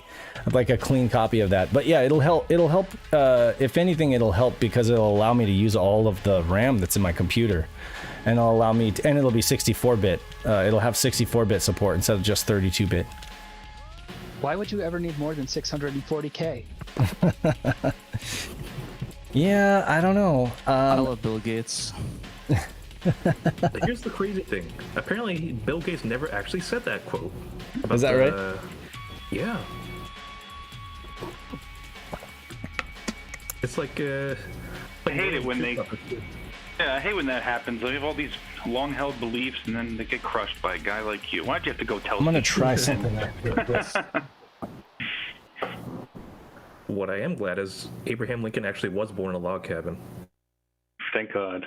I think a lot of people were back then. All right. It's probably not the biggest flex as it back then than it is today. I live in a log cabin. I have a similar story though in terms of a tool getting the job done. And Trekkies will probably think I'm pathetic for doing this, but like when I was really trying hard to get get a VCD going for my Saturn, I was wasting so many discs using like separate components to do like the AVI or whatever, like video to a certain format, the TMPG encoder or whatever you call it, and then like to be fair, it's kind of become like a lost like art. Like there's no real like, you go there and you can find like bits of the pieces, but no one's doing it anymore, so no one really like cares keeps it up to date. Yeah, so it's like you'll find like things like these archaic pieces of software people use like this don't work anymore. Well, I reached out to Andrew Rosa, Mastercast TV, on YouTube, and he was like, oh yeah, here he sent me Pinnacle 15, which was like a video editing studio, kind of like Adobe Premiere, and he's like, yeah, you can just drag and drop any video source in, and it'll just do the entire authoring and burning for you in one go. And it worked perfectly fine. The only problem I can say is that the Saturn crops off the sides of the videos because it's just what it does. Like that, the JVC player. There's something odd about it that it runs in the 320 wide mode instead of the 352 wide mode. And so you have to like pan and scan with your controller if you want to see like portions of the video. I don't know, debatably, I don't know how much of the video is really lost. It's like a matter of pixels, but it's enough to be annoying certain times when there's something off screen. It's like when you're watching something that you actually know, like Star Wars, and you're like, wait a second, I can't see, someone who's you're like supposed you're losing 16 pixels on either side. Okay. Where's Chewie? So you could probably... it'd be interesting if someone could actually like hack the player to change it to run in the wider mode. That's kind of what I was wondering. Because all it really does is it just basically like doesn't draw those columns. Okay, so like the player exists as a ROM, right? On the card. On the MPEG card, right? Yeah. So it's like if Abrasive if they were able to dump that player. It's been dumped multiple times. It's been dumped. Okay. There's no way to like put something else on it at the moment. Really? Because it's just burned into the chip on it. Yeah. So it's like it's not really like your typical kind of ROM card thing. Yeah, that's true. Well, now, maybe you could write your own software, like you put a disc in, it loads it up, and then it says now put the video CD in, kind of thing. Maybe someone could do that. Get ready and good luck. Is this the same game? No, this is Zap 98, which was a Japanese only, and it had the production value on this game was better, I would say. Like it, I would even maybe go so far as to say the same for Chill, which was unreleased, but is available for download on Hidden Palace, and I also have a copy of that on here. And they had like sponsorships, with like Burton snowboards and stuff like that. and they had some pretty high production values on that, even though it was unreleased. Steep Slope Sliders, I'm gonna have to play it more than the time that we have right now to really get into it, but like definitely we're gonna be talking about it on the podcast. But I just want to show off another one here so that folks could kind of get an idea of what's available. Box opening cast. Box opening. Steep Slope Sliders seemed very straight, like there was not much going on. It's like one straight track without any real shortcut. Yeah, I agree. Well, I think Steep Slope Sliders was originally an arcade game, because it wasn't on the Titan board. Without nailing air tricks, the highlight of snowboarding, victory is impossible. Look, it's even telling us the purpose of the game. Purpose of this game. You conquered this challenge. The victory is impossible. I like that. Impossible victory. Hey Dave, talking about Andrew Rosa. Oh yeah. So check out the general chat on the SHIRO Discord. Yeah. So he's somebody I used to talk to a lot online. Like back in around, I want to say it was 2013. Yeah. I helped him kind of figure out. Yeah, his self-made movie there. I just took that picture like 3 seconds ago. Yeah, cool. I helped him figure out Dreamcast and and Saturn, just generally like what the whole VCD thing was about on them, how to make it work, etc. He got like really into it. Nice. And he sent me a copy of a movie he made on VCD with a print on the top. I still have it all these years later. A really cool guy. He's an awesome dude, man. I owe him a beta cover. I did the artwork for his current Dark Current Cinema shorts, and he's trying to put it out on beta, and I've been so busy just getting ready for this trip and everything like that I keep forgetting I need to like adapt that cover to a beta. Yeah. Gotcha. All right. You guys ready for we're ready. The quick, this is a quick spoiler. I'm gonna flash it real quick, and you guys gotta see if you can see it. All right, so ready, go. That was way too quick. And it was keyed out. Exactly. Like that was the reveal. If you could tell what that is, you know what it is. If not, well hold just on a wait second. for the video. Do it one more time. I'm gonna peek into the. All right, you ready? Oh, I know what this is. Oh my god, that's gonna be pretty fun when you when you release the video. Pretty fun. Get it? That's gonna be pretty fun. It's gonna be pretty fun, guys. I think I know what it is. Can I say or no? You can say if you want. I mean, if you want to guess, I'm not going to tell you. How many people are really watching this anyway? Dave, don't. 22 people. Yeah, don't talk like that. Well, take a guess. I'm not going to confirm or deny it. I showed you guys a quick flash of it. I mean, I just gave you a clue. You did? Yeah, I said it's going to be pretty fun when we talk about it. Oh, is it the camera thing for the Saturn and the word processor, the pre-fun thing? Maybe. Oh man, I thought it was another box, guys. There's also isn't there that one thing where like, what could this be? Wow, this controls radically different from the last one. There's something like Sega made in Japan, and they basically used like leftover 32X boards in it, if I remember correctly. I forget what it was. Do you like this game better than the first? Well, it's more dynamic. Like the environments and the speed feels more dynamic, but the control is just completely different. Like it's got a completely different feel, and I'm just doing terrible. So I need to maybe just restart. I guess. Which one is this, Dave? What's the name of this one? This is Zap Snowboard Tricks 98. In Japanese only, but I mean completely in English. So it's like one of those. I can only imagine. And here's the funny thing, though. There were two of them. There was Zap Snowboard Tricks, and then there was Zap Snowboard Tricks 98. Now, a game like Zap Snowboard Tricks that's completely in English, you'd think that it was almost like made to just go out the door for a US release, right? But it never was released in the US. So I'm surprised that they just went ahead and made the 98 version completely localized as well and ready to go. I mean, they're like, okay, well maybe this time around they'll release it in the West. But yeah, basically it's just a perfectly English friendly game, The junkyard, the Saturn junkyard did like a video on this and like covered all of the games, all the different like snowboard games, and they gave this one a really high ranking. I think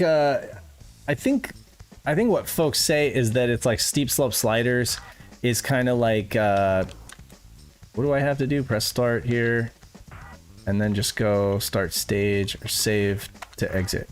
Okay.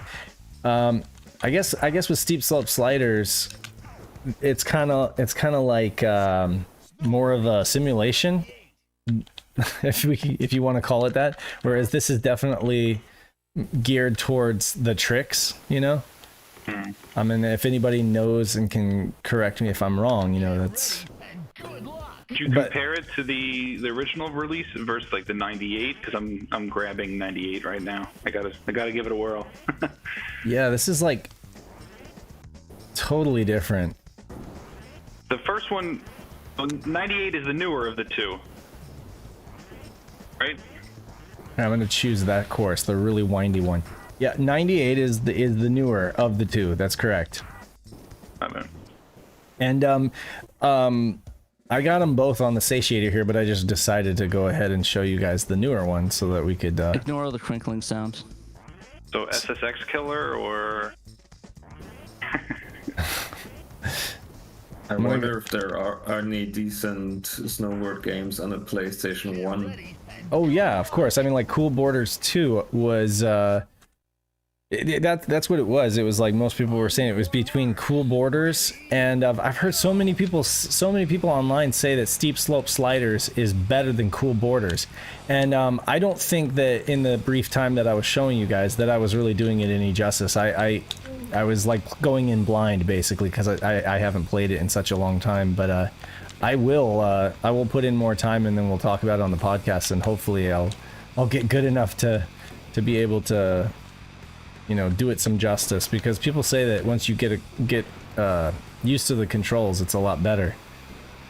But yeah, you know, my sense of speed on this is better with the Zap 98. You get a better sense of speed here. The controls are probably a little bit more difficult. Like they're not as just like straightforward. It's more nuanced. I like that.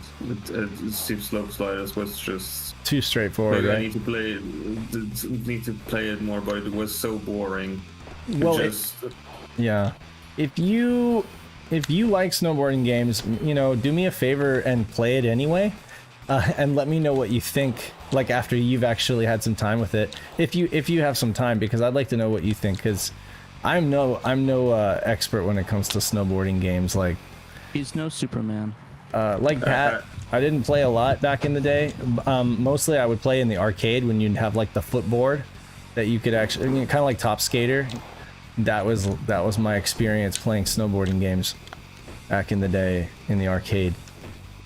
The stupid thing is, I like snowboarding games. I just didn't play a lot. I played 180. Yeah. A little bit of the SXX on Wii and the Snowboard Kids 1 and 2, but that's not really a snowboard game. I just like it. Right. Like them a lot. Yeah. But yeah, Dave, one of these is probably gonna go to you once the video's done. Oh, if you want it. That would be awesome. And I might either hold on or give away the other one. I'll see how it goes. Yeah, we could do like a giveaway or something like that. That would be cool. Yeah, because I don't know if I really want one of these, let alone two of them. Oh, really? You know who? I don't know. Now, I'm second guessing myself because I'm thinking, you know, Nick might really like it too. I don't know. Ooh, maybe. Because, you know, he's kind of a weeb. To be honest with you, as much as there's the initial I want it, and then there's the guy in my head going, but wait a second, we don't have anywhere to put it. Yeah, I barely have any room to put this thing anyways, so. Yeah, but I mean, it's amazing. How much did you pick that up for? They were about $20 each. Oh my god. Yeah, we should definitely shipping for them. We should definitely do like a giveaway or something like that. Yeah, the most expensive part of it was the shipping, especially when I tried to ship it and they had to requote it because it was wrong. Yeah. Yeah, let's yeah, check. The one, it was the one I just put in the chat is the one where they reused 32x boards in it. Oh, okay. Now that's not the picture magic. This is not to be confused with the Canon printer, which was also released, which I guess uses the serial port and could be used with like Eggward, right? Yeah, it's just a standard printer with a parallel port. That was just like basically like a bubble jet printer that you could use with. Yeah. Yeah. It was like the one they like said you could use, but I would imagine any printer with a parallel port you could probably use, because it probably just uses a generic like driver kind of thing. Yeah, and maybe. that's for the 32X of the Saturn. The printer? Can't get the trick off on picture the magic. So weird. So it was just its own standalone thing, but inside it is basically like a stripped down Genesis board and a 32X board, like just taped together basically. Like That if you look at the sounds cartridge, extremely ghetto. if you look at the cartridge, it looks like a 32X cartridge, but it's just a different color. They basically did that to reuse all these like surplus 32X boards they had after they killed the 32X. Is it compatible with any Genesis or 32X games? I don't think so, because the Genesis side of it's stripped down. Oh, that makes sense. So if you had like a bad 32X board, you could rip the 32X board out of that and put it in your 32X case. Oh, wait, actually, Paul brought up Bacano. I actually do need to watch that anime. I keep forgetting about that. That one's excellent. Let me just say about this game, the warping of the geometry towards the camera is really bad in this game. Like, Oh yeah, It yeah. kind of looks like it reminds me kind of like a Sega Rally, because it does that too. Sega Touring Car does it a lot, like on the asphalt on Sega Touring Car. It's like you've got the perspective, and then as it gets to the bottom of the screen, it almost looks like it's on a treadmill or something, you know? It's So crazy. From what like XL2 has mentioned with the Saturn, you get texture warping the closer you get to the edges of the camera. And Right. to mitigate that, you need to like split up the polygons more. So they just may not have been doing that enough. Now, is that So like if you look at things like Wipeout, I think it's Wipeout 2049 or whatever, or whatever year number it is at the end of it. I think it's like Wipeout XL in Japan. But if you, it has a mode you can put in where it does wireframe mode, and you can actually see that happening as it's getting closer to the camera. The wireframes are getting smaller. so this is not the same thing as what John Carmack called affine texture warp on the PlayStation? It's a similar kind of thing. Like both the Saturn and the PlayStation have texture warping because of how they do 3D. Right. It's just how they present themselves is different. Gotcha. On PlayStation, it's basically just, it's like that typical thing people make fun of. They're like, oh, it can't draw a straight line, so you see like zigzags and wobbling and things like that. That's my favorite Just all over the PlayStation place. quirk. But on like the Saturn, it happens as it gets closer to the edge of the camera. So I when gotcha. you're getting close to the edge of the screens is where you're going to see that happening. It's like XL2 like talks about that in his engine a lot, where he's doing all that polygon subdivision. That's why he's doing that, because as you get closer, you get all this warping. I gotcha. So he's using a BSP? Yes, but like when he's actually bilinear- drawing the binary space partitioning. Binary space partitioning. That's what it was. But Okay. it's like, but that's for just storing the math in that. When he's actually, he can probably explain this better, but when he's drawing, he's still drawing like polygons, but as like you get closer to the camera, he's subdividing them to get them smaller and using better textures and that's to hide like the warping in that you see. Right. Okay. So like you'll see the same thing happening on the 3DO is what you're seeing on the Saturn here. Yes. There's a couple 3DO games, I think like PO'd, I think is one that has it really bad. Yes. I agree. And I know what you're talking about. Blade Force does the same thing. that's the one thing the N64 does a lot better than the other two consoles. It has a because Z it actually buffer. has the hardware. It has the hardware to just do it. It does that all in hardware. Yeah. It can just do perspective correct polygons. Yeah, because Whereas it the actually. Saturn and the PlayStation don't really have that, so they're kind of just trying to work around it.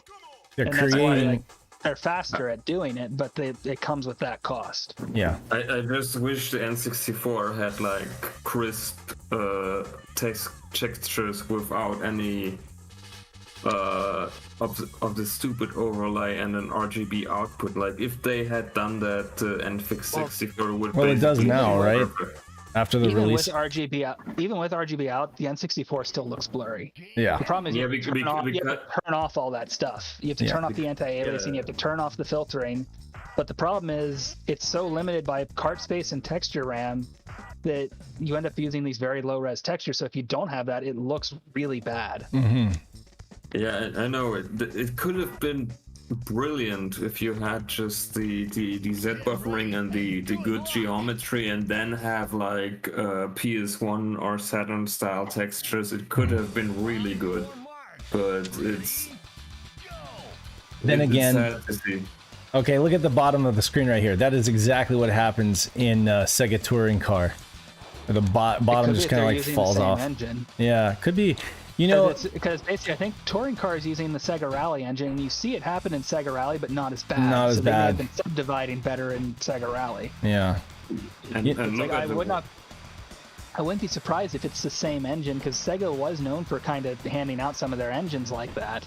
Because I think Dead or Alive is using a modified version of the Virtua Fighter 2 engine, if I remember correctly. Mm-hmm. Yeah, you're right about that. And I think like the Toshinden port is using the Virtua Fighter 2 engine. But for better or worse, though, it is an aesthetic, right? Like because it exists, and because it's like almost it's almost like I'm trying to think of the right word, like a time capsule of the period, right? It's like I've seen people try to emulate that look now with like all the low poly. Yeah. It's software development. We call it a known feature. Yeah. To be fair, when you're playing, you're not going to be looking at that part of the screen, to be True. honest. You're going to be looking down ahead, so... They're counting on that. It is there, but like, it's kind of one of those things where you only really are noticing it if you try to notice it, I'd say. And also, like, there's probably more overscan or on a CRT. They're probably hoping that some of it will be hidden by the overscan. Exactly. I don't know about that. It's pretty noticeable. Beyond the overscan. Yeah. But like, if you're playing like how Dave is now, you're going to be looking down ahead to see where you're going. So like, you're not going to be looking at the bottom of the screen there where that's happening. But to be honest, it looks like the entire world's collapsing behind him. Yeah. Look at it when he's in these narrow passages. Mm-hmm. Look at it when he's in these narrow passages. It's so noticeable. Yeah, I'm not saying it's not noticeable. I'm just saying, probably like when you're playing, you're not going to be focusing on the edges of the screen. Mm-hmm. Is basically what I'm getting at. Unless you happen to hide it with the HUD elements. You have to basically have something in there to mitigate that, and if you don't, you're going to see this. So the reason both Saturn and like PS1 have their texture warping, they just present differently. I would say though that as an arcade gamer back in the day, I would play Namco games like Alpine Racer, and that used a Z buffer. So it's like I was already used to playing like Alpine sport games where you didn't see that. And then when you'd play it on a console, it was noticeable. Like I remember it being noticeable, and I remember it being noticeable with Sega Touring Car as well, because I had played Sega Touring Car on a Model 2 arcade cabinet, and it just wasn't there in the arcade, so my eyes were already used to that, and I was like, okay, this is kind of weird that the Saturn is doing that, but the gameplay was good enough. It was fun enough. It's also one of the times where a lot of these late Saturn titles were being like just rushed out in unfinished states. Oh yeah. Like House of the Dead, Touring Car I think was released in like maybe a 75% state or something like that. I remember reading once. Right. It's just one of those things where they just may not have had the time to put in that additional like subdividing to hide it. Yeah. Right. And I would have tried hiding it with the HUD elements. Yeah. And I've played some GOG releases of Shadow Man or Turok or Tomb Raider, and sometimes they just look way too clean. Like it looks off, and I don't like it. But what I also see in the Sega Saturn is that when you turn the camera, the mesh is a lot more stable than it is on the PS1. When in a PlayStation 1 game, when you turn the camera, everything. That's kind of like what I was getting at, is how like their texture warping presents in different ways. Yeah. Like it's you're right, right. They both have it. It's just because Saturn's using sprites and they're four-sided, how it presents itself is more of it happens around the edge of the screen is what I remember like XL2, Pona, and all those guys have mentioned multiple times. And So doesn't it's just kind of like here's an example. I'll put it in the general real quick. so check, That's where you can see that subdividing happening. doesn't the PlayStation also have a different behavior where it basically maps a texture? Let's say you have an apple, right? And well, that's a bad example. Let's say you have a basketball, so it has like the lines on it and stuff, right? And you would have a complete texture mapped across multiple polygons, right? Yeah, it can do UV texture coordinates, whereas the Saturn can't. The Saturn has to dice everything up into a separate second You 2D sprite. beforehand, usually. Yeah. You basically would have to do it beforehand.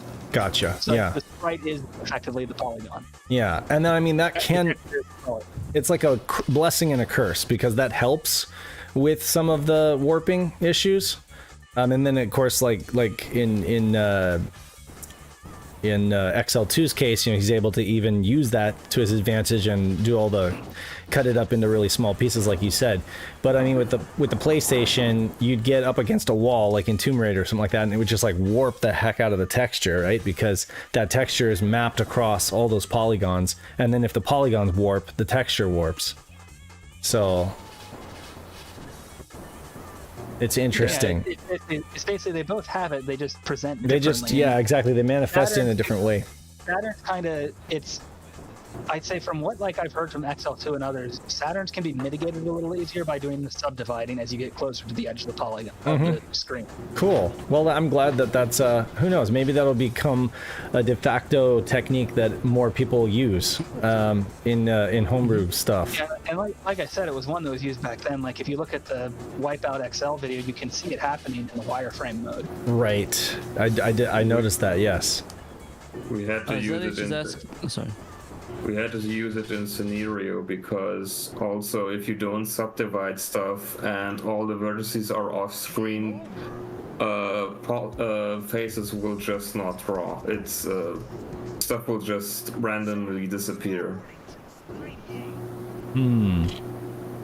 Gotcha. Hey, ZH is asking what happened to the rings menu. What happened to the rings menu? Simple. What happened to the rings menu is I just haven't put it back on. There was absolutely nothing wrong with the rings menu, mind you. I was having issues a month or two ago with my SD card that was in my satiator. When it came time to troubleshoot and try to fix the issues I was having, and that resulted in me reformatting it to FAT32. At the time, I just kind of threw the latest satiator menu on there, and I'm just like putting all the images right in the root directory to keep it like stupid simple. And so far I've been smooth sailing, so I just haven't done anything. I haven't changed anything. I am going to be getting a new SD card, just like a regular fat SD card, not like a little micro one inside a holder.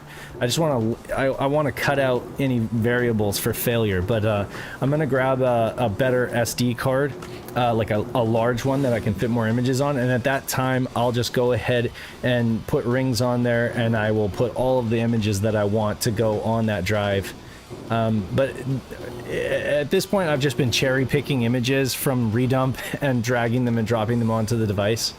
But yeah, my desire would be to just have the entire library that I want set and just copy it over to a fresh SD card in one go, so that everything, despite SD cards not really needing to be defragmented, it's still nice to have everything copied on in a linear fashion, because I have so much experience with like failures with SD cards. That's a long answer, but that's basically it. I have nothing against the rings menu, I just haven't been using it. Your SD card broke. My SD card, yeah, I mean, it was an Amazon purchase. It was a Samsung, perfectly seemingly good Samsung SD card, but I had it formatted exFAT, and that's my satiator didn't like it, so Like, but no, I ain't working, fam. But yeah, no, like, I haven't had a single issue with the satiator.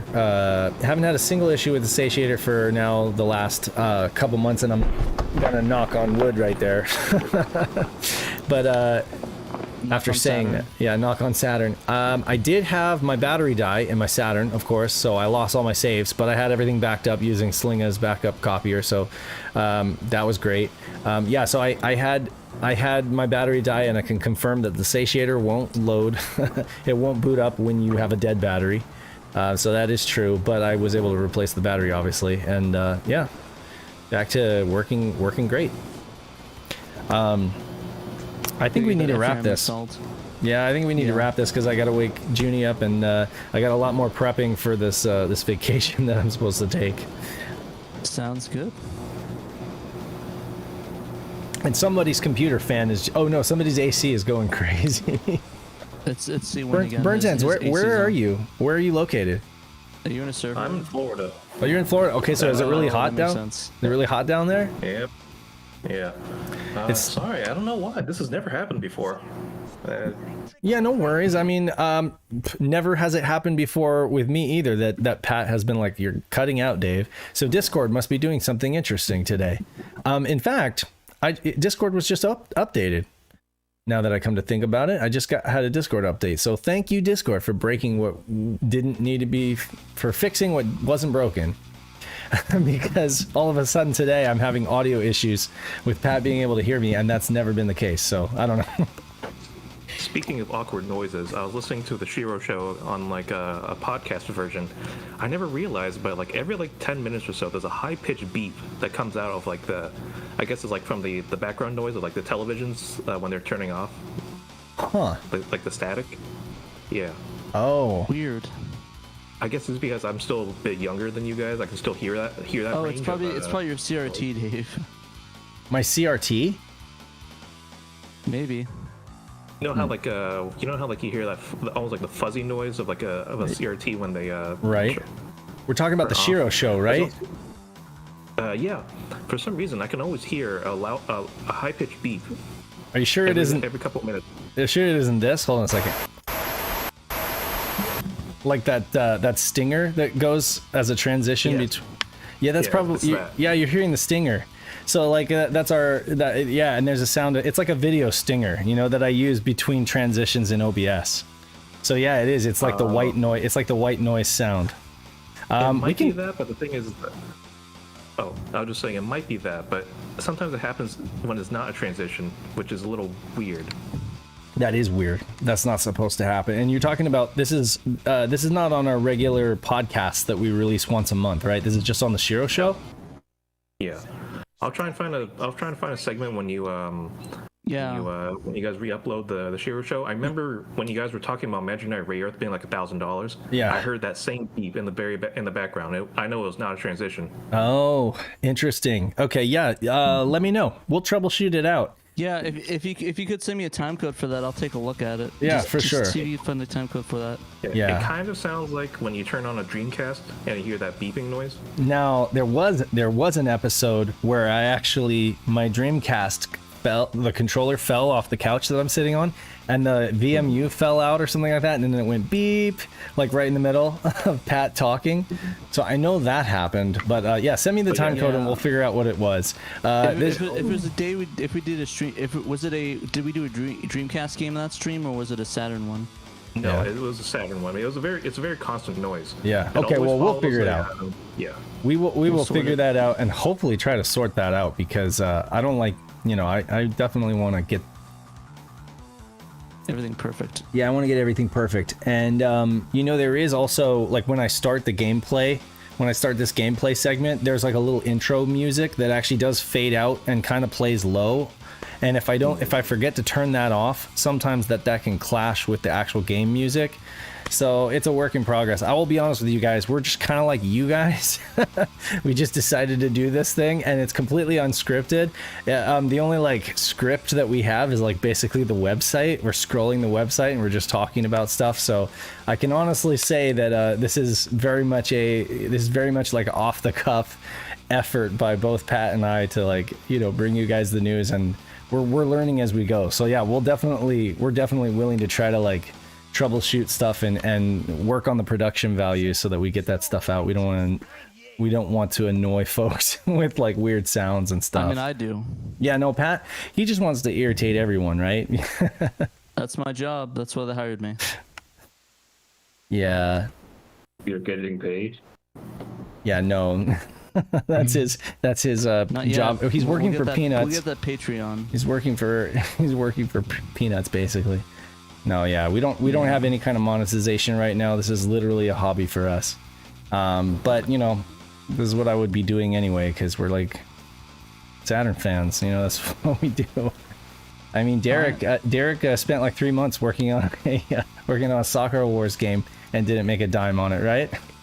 So no, and as you learned today, it cost me $75 for Corel's Photo Impact. Yeah, there you go. There you go. I've literally spent way too much money on this and haven't made a dime, but it's okay because it's a passion thing. Anyway, we should definitely get a Patreon up though. Yeah, we should. I need to work on that. I'll get something drafted up. For sure. Well, yeah, let's wrap this.